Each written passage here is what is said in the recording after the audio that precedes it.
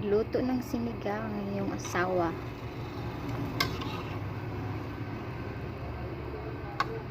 Sinigang na may sampalok.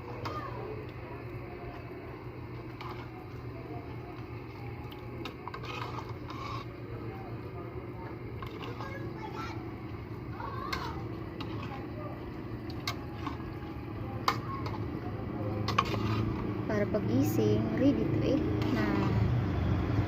Kakain na lang.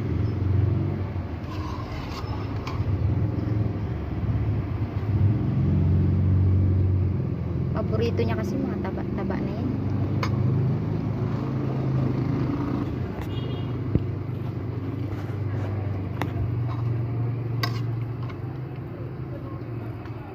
Laki ng laman. Amoy pa lang nakakagutom.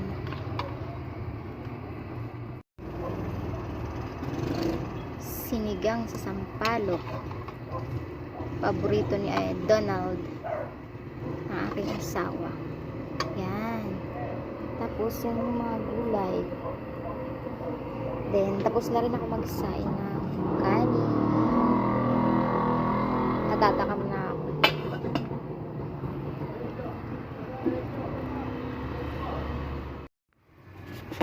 Ayan, paluto na yung ating sinigang na baboy. Tapos bumili ako ng sampalok. Bukod sa sinigang, meron siya karne, may taba at saka laman, tsaka sitaw, ano ba ito, labanos, tsaka itong kangkong. Dahil ayaw niya ng okra, di ko na nilagyan. Yun. For datakam na naman.